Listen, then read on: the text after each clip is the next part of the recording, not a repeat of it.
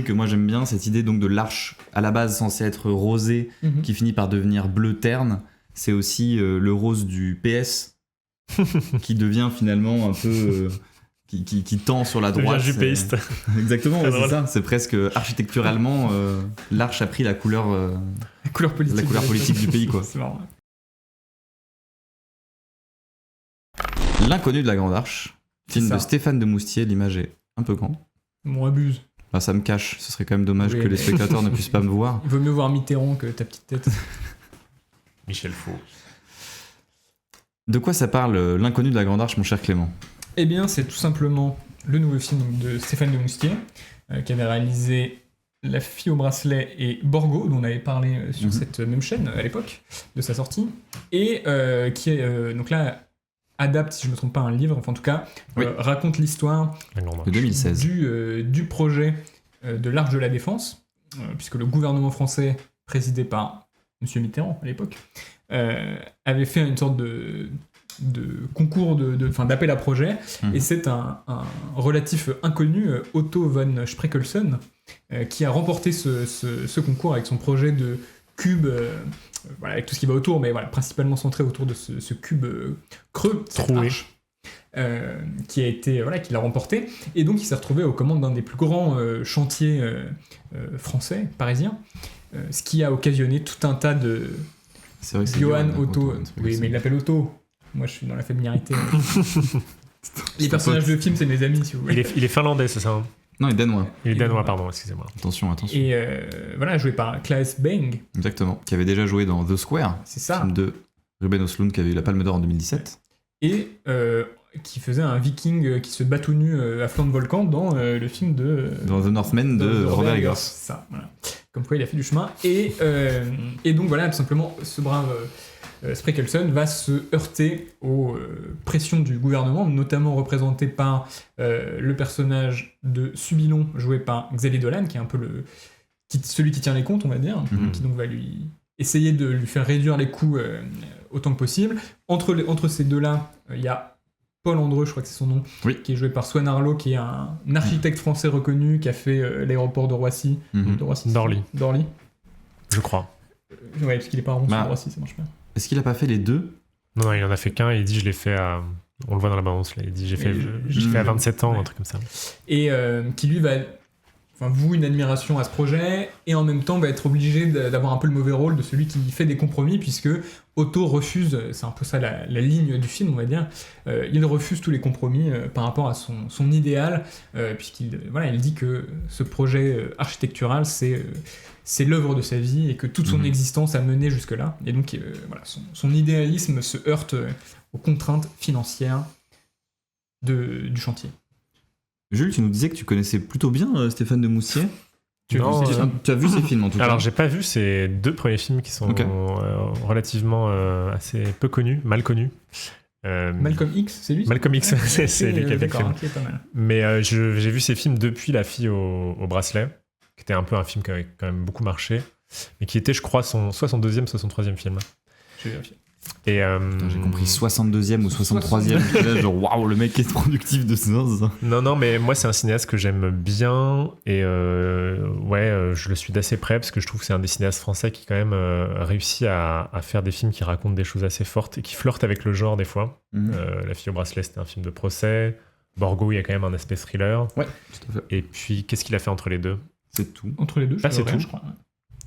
Et non, je trouve que, en tout cas, son travail est hyper intéressant. Et donc voilà.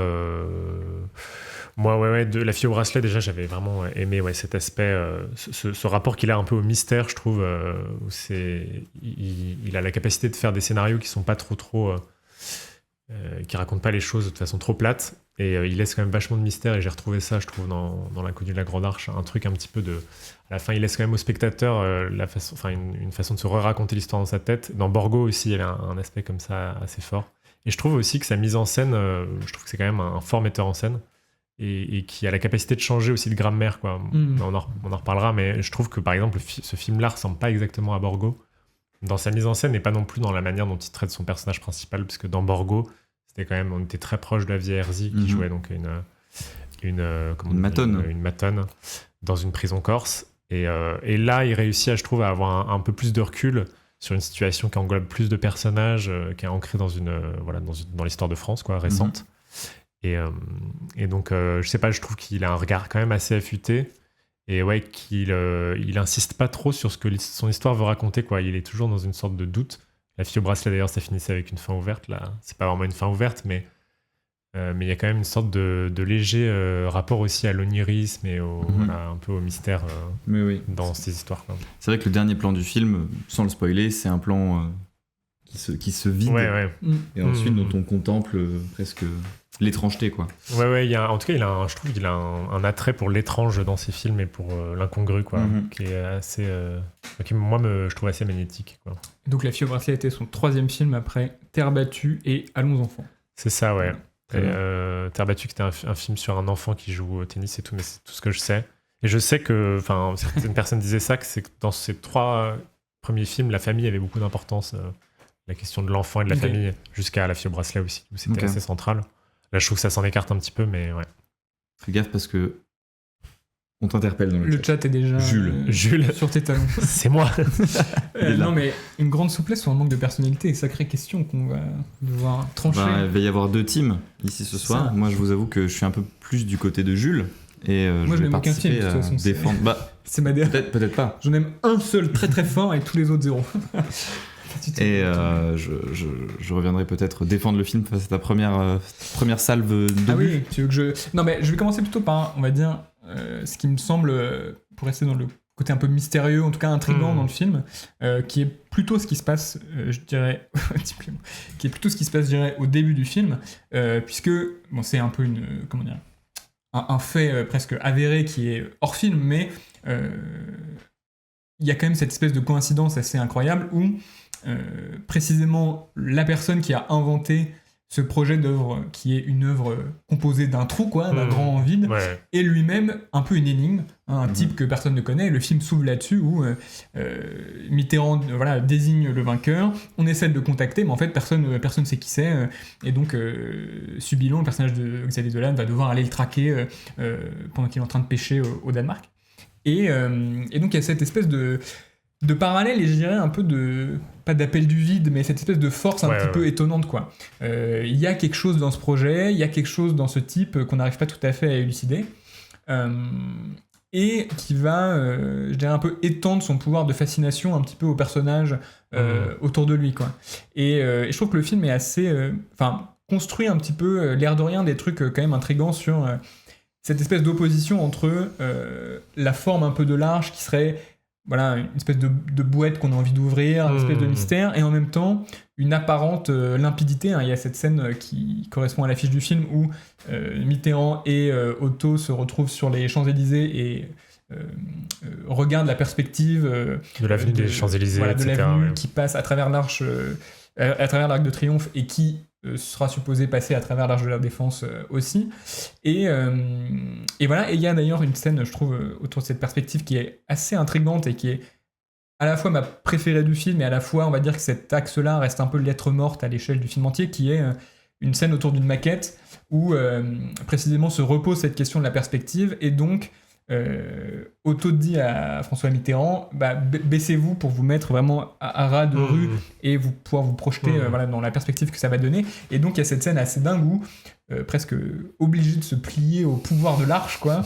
Mitterrand met genoux à terre, regarde à travers la maquette de l'arche, et on voit son visage surcadré par cette arche miniature. Et donc voilà, il y a cette idée que finalement l'arche serait un peu une espèce de point de gravitation, quoi, qui attire un peu tout le monde, y compris les plus puissants à elle. Maintenant, est-ce que c'est cette ligne-là que le film suit tout du long ? Ça, je suis moins sûr. Moi, je pense que ce qui me touche le plus dans le film, c'est cette part d'inconnu que le personnage transporte, qui est dans le titre et qui est le sujet du premier plan du film, qui est d'ailleurs un plan très réussi, un long plan séquence où progressivement l'assemblée découvre que l'architecte est danois, que c'est un inconnu, qu'il est injoignable et que personne à l'ambassade française du Danemark ne le connaît. Et progressivement, ce plan va d'abord rentrer dans le détail du document. On commence un peu avec ce plan large, un peu précis d'une photographie presque présidentielle, ou en tout cas avec l'Assemblée, un moment un peu événementiel. Et progressivement, la caméra va se retourner, va partir dans un bureau au loin, comme si le film lui-même devait un peu s'en aller. Et une fois que ce personnage d'inconnu arrive dans le film, et aussi dans l'histoire, ça qui est intéressant évidemment, c'est que c'est une histoire vraie. J'ai l'impression qu'il y a eu un attachement assez proche à la trajectoire réelle du personnage et des événements. En tout cas, le film commence par un carton qui dit... En gros, tout est vrai sauf un élément en particulier qui est ce qui concerne la compagne de Otto, mais donc qui laisse effectivement supposer que tout le reste est assez fidèle, quoi. Et ce que je trouve très touchant, c'est la trajectoire que donc va prendre ce personnage, qui va être de en permanence lutter pour défendre son projet initial, sachant que nous, avec notre recul d'aujourd'hui, on sait à quoi ressemble l'Arche de la Défense.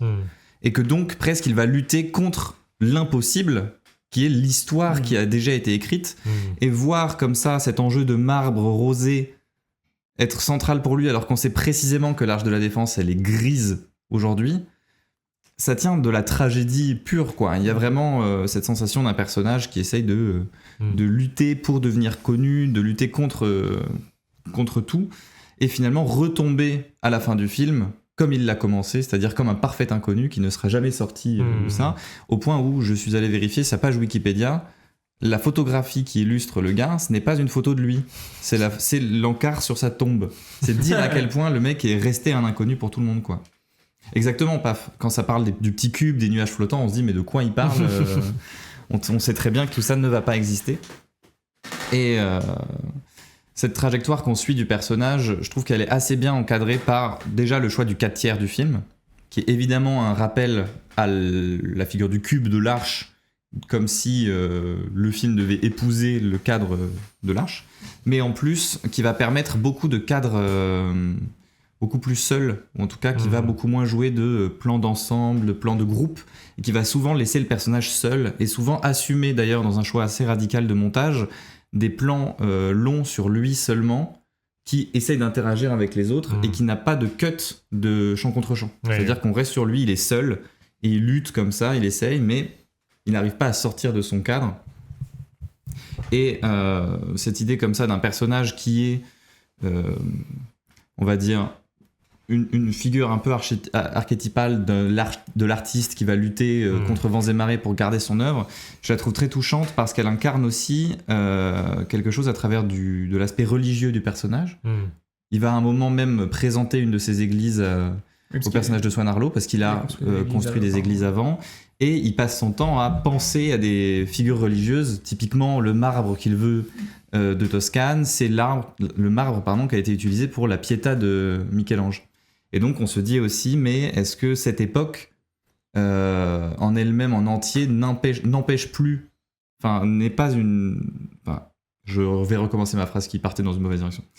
Est-ce que aussi ce que raconte le film, c'est pas une époque où l'art pour l'art pour essayer de saisir quelque chose d'essentiel pour l'humanité, qui à l'époque pouvait être spirituel et qui aujourd'hui aurait pu passer par autre chose, est impossible à cause des enjeux financiers du capitalisme moderne.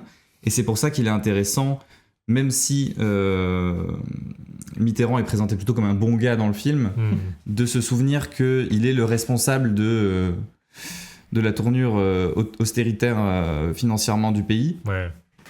Et donc que même si c'est plutôt Alain Juppé qui est présenté comme le gars qui a un peu empêché la création de l'Arche telle qu'on l'imagine, que tous ces enjeux économiques sont présents dans le film, même si c'est vraiment, entre guillemets, en troisième couche, quoi.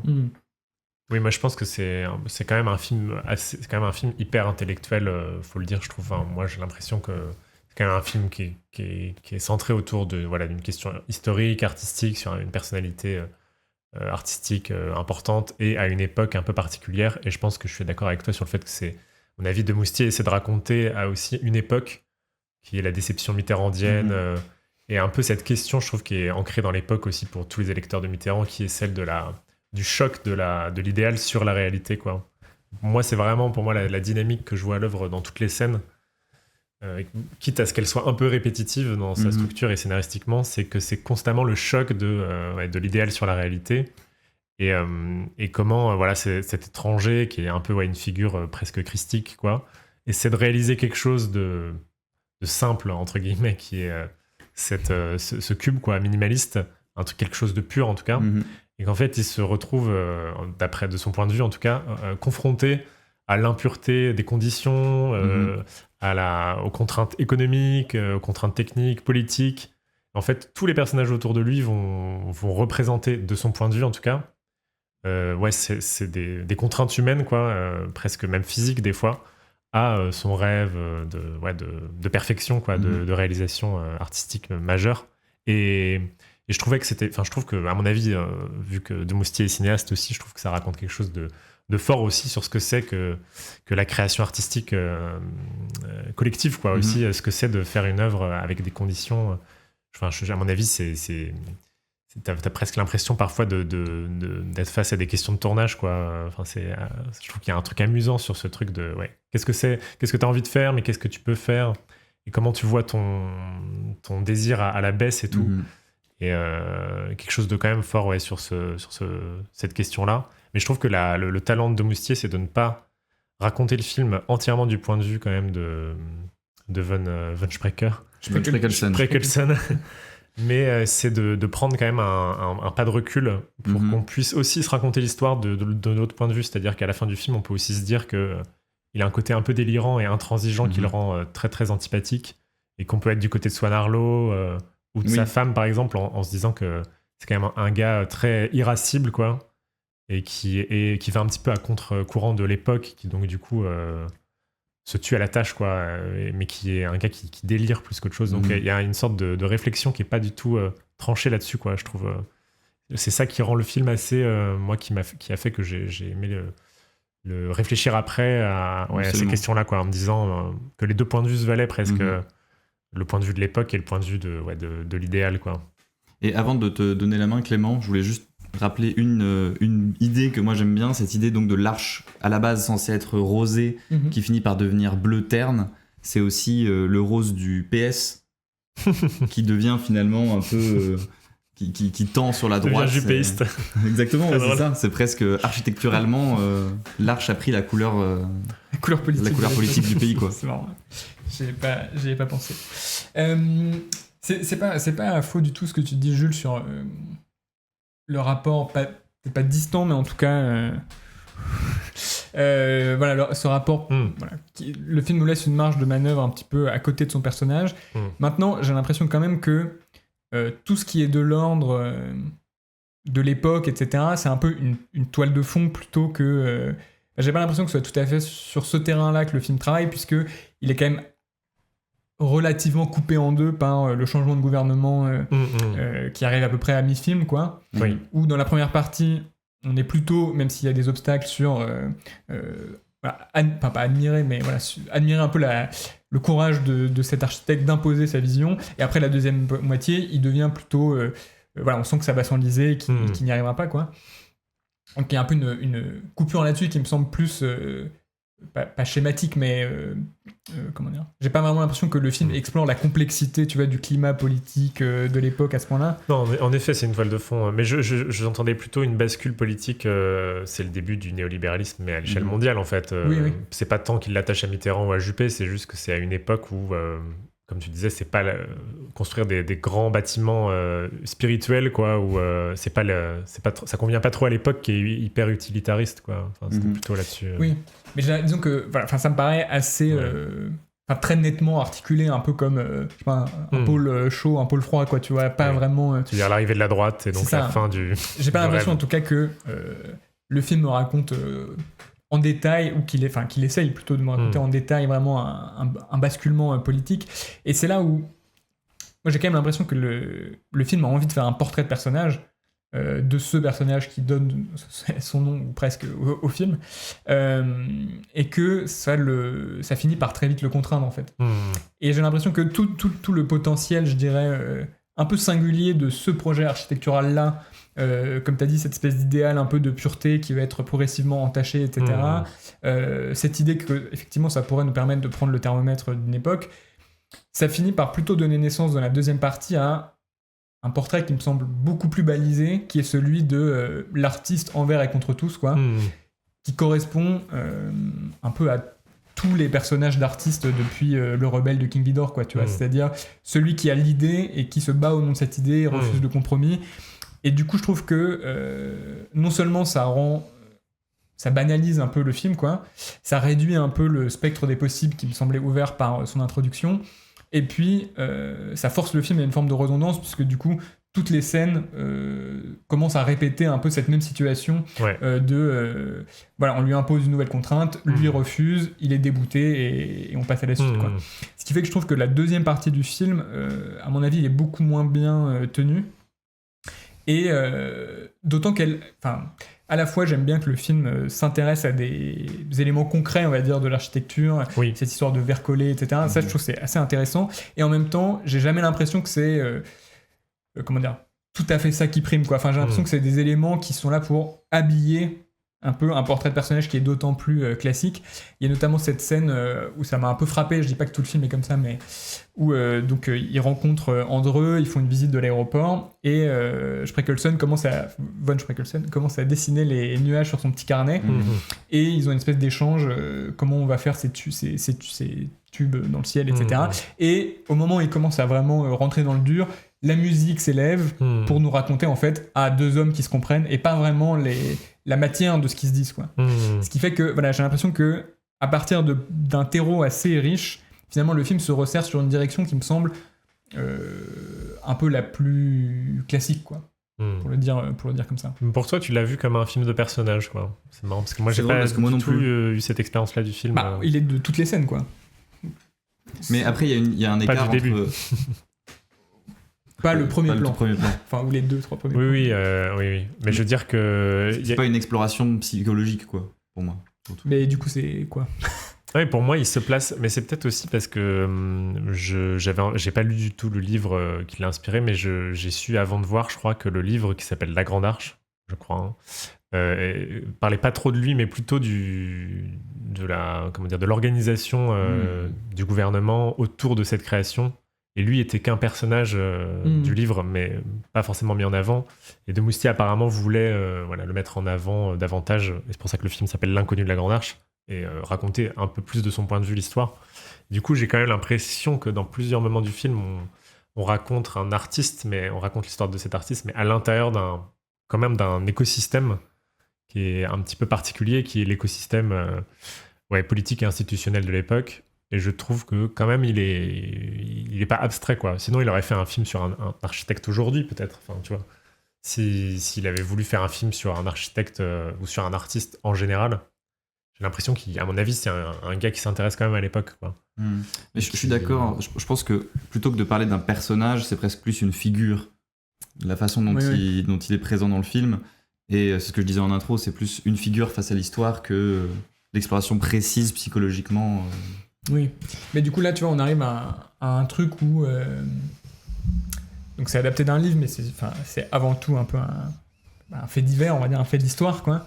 Et j'en parlais avec Jules l'autre jour où je comparais le film à Onoda, film de Arthur Harari, qui est pas un film que j'aime beaucoup puisque j'ai l'impression qu'en fait en sortant du film je suis pas le film n'a pas raconté grand chose qui n'était pas strictement contenu dans le fait historique en tant que tel, quoi, presque. C'est-à-dire, une fois qu'on m'a raconté l'histoire de ce japonais qui est resté en guerre des années, enfin, tu vois, est-ce que j'ai besoin de voir le film, presque? C'est un peu une mauvaise question, mais... et là, sur L'inconnu de la Grande Arche, je dirais que ce qui m'intéresse le plus, en fait, c'est son point de départ étonnant, éventuellement une sorte de coïncidence qui se passe à la fin que je vais pas raconter, mais en fait, qu'est-ce que le film... qu'est-ce que le fait que ça devienne une histoire filmée, en fait, va incarner de plus du côté de ce personnage, etc. Là, je trouve qu'il y a en fait pour le dire comme ça, un peu schématiquement, mais un peu un déficit de mise en scène, en fait.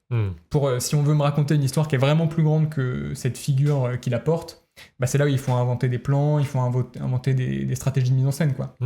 Mais c'est étonnant parce que moi, j'avais vraiment la sensation de voir un film quand même extrêmement cadré. Mais après, c'est pas la seule question de la mise en scène, mais si tu veux commencer à analyser la façon dont il à chaque fois met en scène le rapport de force entre le personnage de l'architecte et les autres. Je pense qu'il y a des éléments en voyant les plans dans les bandes annonces pour... Mais par exemple par exemple, j'ai vu le film il y a un peu longtemps, mais je trouve que la question de sa distance par rapport au personnage et et la façon dont lui il est cadré alors que c'est un gars très grand et tout par rapport à tous ces personnages de français qui sont autour de lui. Je trouve que en tout cas la mise en scène elle est assez comment dire froide, mais elle est présente quand même. Il y a une sorte de tenue comme ça et presque t'as l'impression qu'il filme tous les personnages comme des bâtiments quoi. Mais en tout cas de froideur et un peu un aspect légèrement thriller quand même aussi à travers la musique, etc. Qui fait que t'es un peu t'es concerné quoi en tant que spectateur par cette question de la réalisation de cette arche quoi. Et un truc quand même assez dynamique, je trouve, qui fait que le film peut être aussi un peu grand public, je trouve quoi. Et c'est un peu une évidence, mais il y a... Non, mais pas grand public, mais je veux dire qu'il réussit à... Je pense qu'à mon avis, c'était son questionnement, quoi. Il se demandait comment faire un film sur l'architecture de façon ouverte et qui peut être intéressant, quoi, qui peut être porteur, quoi. Il y a quand même une légère tension, quoi, qui est présente dans tout le film. Ce qu'on disait sur le mystère et tout, et un peu la mort, quoi. En termes de mise en scène pure, il y a quand même pas mal d'enjeux de mise en scène autour de... ça peut être des choses un peu balisées, mais du surcadrage, des enjeux d'enfermement dans l'espace, qui rappellent évidemment l'enfermement du personnage dans son arche, et des répétitions de motifs de surcadrage. Je pense notamment à la séquence dans l'église, où Von Schreckelsen joue pour Paul Andreu un petit morceau sur son orgue, et voit dans le reflet c'est lui, beau, le personnage lui-même, qui en plus est assis sur un banc dont le motif géométrique est exactement le même que celui du miroir.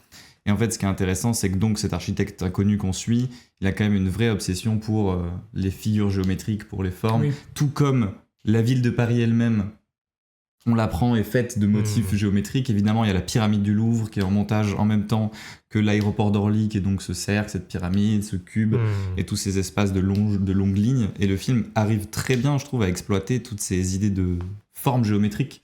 Et il y a pas mal de plans, là je les vois dans la mise en scène, où on voit clairement les répétitions des motifs, soit de cubes, soit de colonnes typiquement parisiennes, et de ces arches voûtées, de cette sensation d'être pris dans un espace dans lequel à la fois on voit la multiplicité des choses, mais en même temps soit ça se transforme un peu comme des lignes infinies comme chez Kafka, soit comme des espaces un peu fermés, donc dans tous les cas des espaces desquels on peut pas sortir quoi.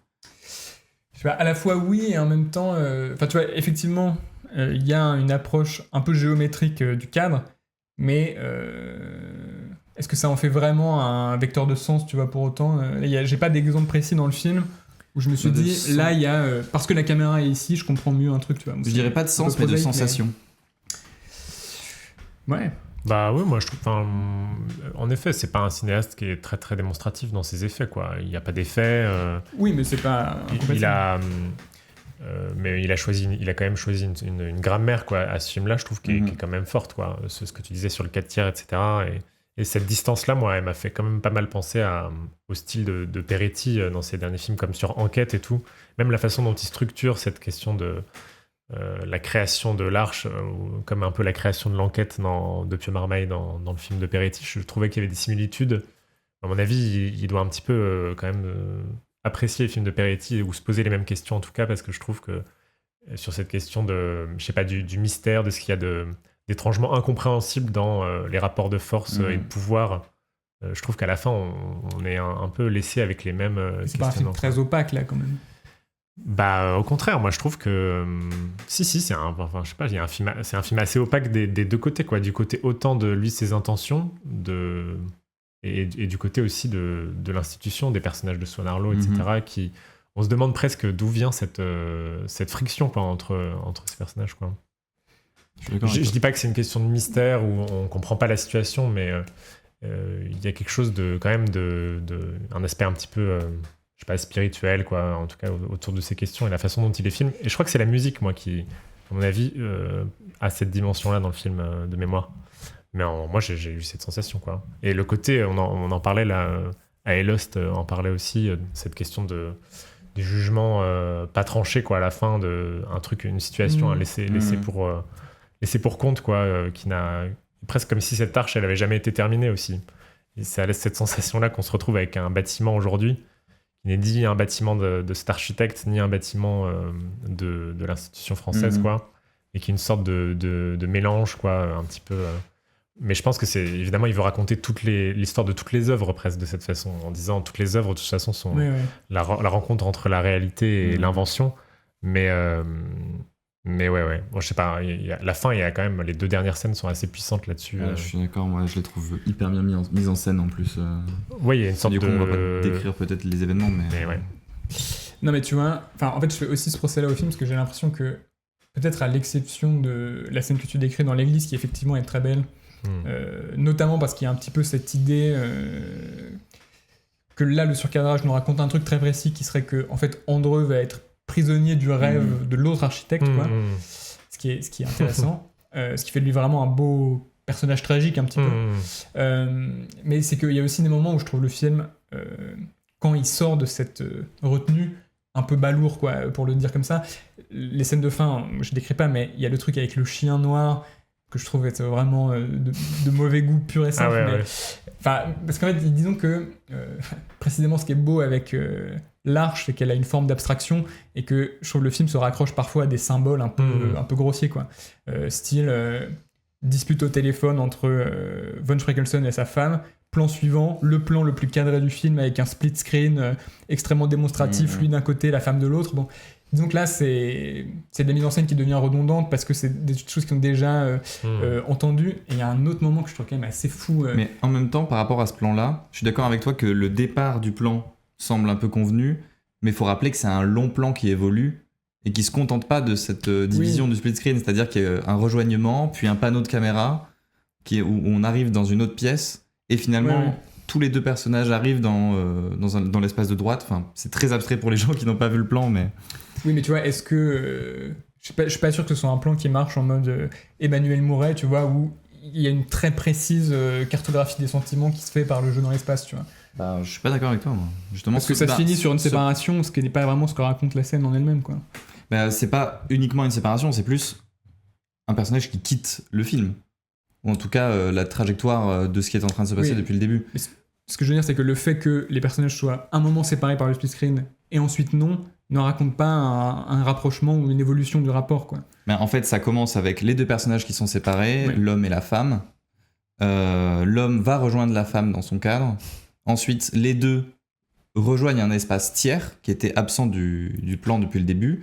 Ici, vont essayer de presque faire un pas de côté de l'histoire et du film et de dire ok, est-ce qu'on peut pas essayer de régler nos embrouilles dans notre coin, essayer de le faire plutôt sur le côté, et finalement la femme va quand même revenir dans ce plan de départ et quitter le plan, et c'est l'homme qui sera tout seul dans le plan, dans le split screen dans lequel il était au début.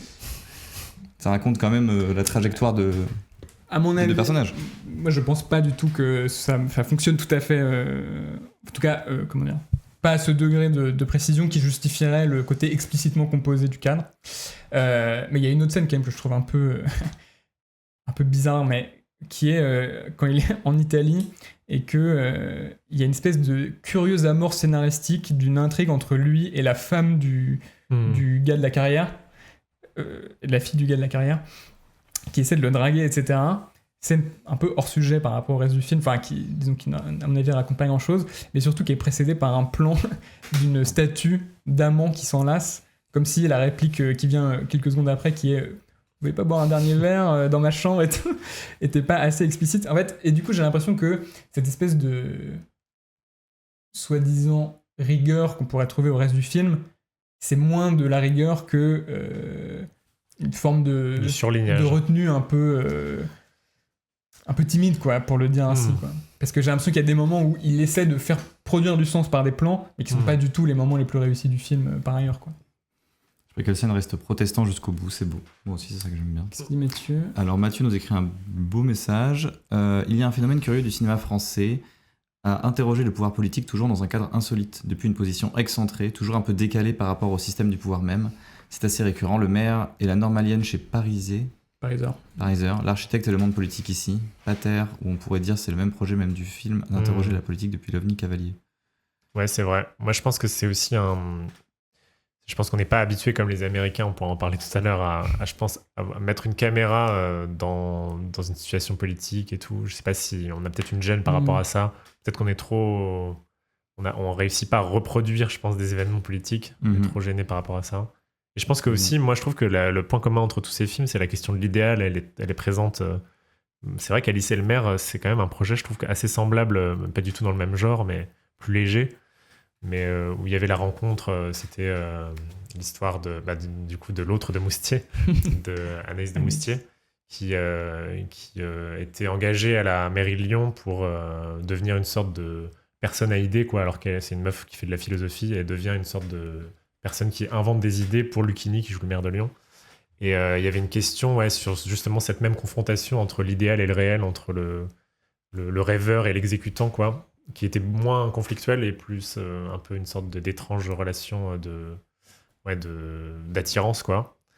Et je trouve que c'est hyper intéressant. C'est comme si, je pense qu'on est obsédé aussi par la chute du socialisme. En tout cas, nos cinéastes sont peut-être obsédés par cette question-là, par la fin du socialisme. C'est une certaine génération aussi. Ouais. Oui, non, mais c'est vrai. Hein, et elle a, je pense, ce moment de déchirement où l'idéalisme n'a plus du tout eu sa place dans la politique. Et je pense que c'était aussi je pense qu'il y a un moment de désillusion qui a été fort en France, et qui est aussi le moment où on ne mettait plus, la politique n'était plus synonyme de progrès ni d'avancée, en fait.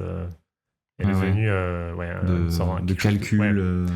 Les technocrates, en fait, c'est vraiment la technocratie, je trouve, qui est le sujet de ces films-là. J'ai pas vu Pater, mais ça a l'air super, avec Vincent Lindon qui joue le Premier ministre. Mais ça devient des coquilles vides, quoi. Du coup, je pense qu'aussi à mon avis, il n'y a plus beaucoup de publics qui sont passionnés par la question politique aussi, quoi, par les campagnes et tout. Je pense que les gens sont un peu... je sais pas si ça intéresserait les gens, tu vois, qu'on parle de la campagne politique de tel ou tel personnage aujourd'hui, quoi. Je sais pas, j'ai pas vu l'exercice de l'État de Pierre Scholin, mais... C'est vrai que à ce qui paraît, c'est super. À ce qui paraît, c'est très proche de la réalité, un peu à la Bigelow. Il y a très aussi précis sur l'architecture. Mais tu vois, Scholler, il a l'habitude d'avoir des envolées lyriques aussi présentes, même dans l'exercice de l'État. Mais ça commence par un rêve. Ça commence par un rêve, de cauchemar, très étonnant. Mais... Et avec un alligator. Une femme qui rentre dans un alligator. Et je trouve que, à mon avis, c'est aussi qu'on a besoin de ça pour attaquer la question politique, quoi. J'ai l'impression. C'est intéressant.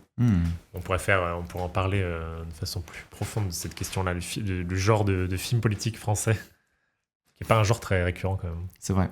Et peut-être qu'il va être amené à évoluer aussi, parce qu'on rentre dans une nouvelle ère de politique, donc comme le cinéma américain qui doit un peu se transformer pour correspondre davantage au nouveau Dossier 137 paradigme. Aussi, même si c'est une autre forme de film politique. C'est une histoire vraie aussi. Ouais. Histoire vraie, mais oui, je trouve que c'est des questions actuelles, quoi. En tout cas, moi, je trouvais que le film, il avait quand même il abordait quand même cette thématique-là de la fin des rêves, quoi. De cette époque où les rêves sont morts, et il y a quelque chose de très beau dans l'idée de faire un film sur un échec artistique énorme, quoi. Mais qui se fait sans bruit, quoi, sans bruit et sans fureur.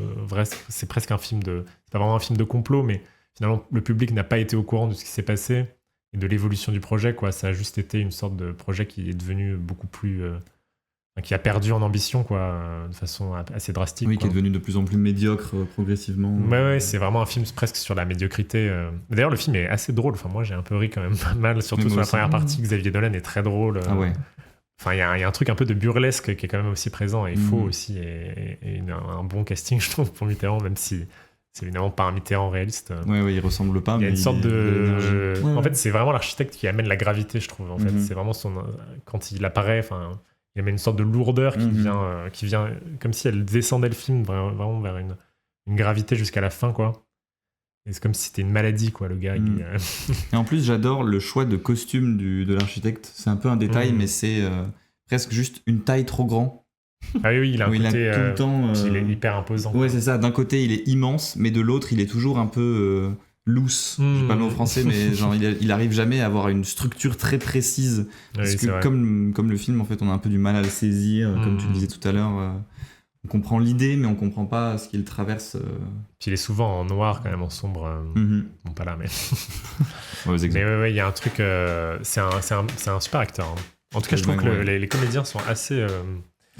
assez impressionnants. Je trouve que c'est rare aussi dans ce type de film. Il suffirait d'avoir un ou deux rôles qui sont assez en dessous, et tu pourrais ne plus du tout croire à la situation. La reproduction, quand même, de l'époque est assez réussie.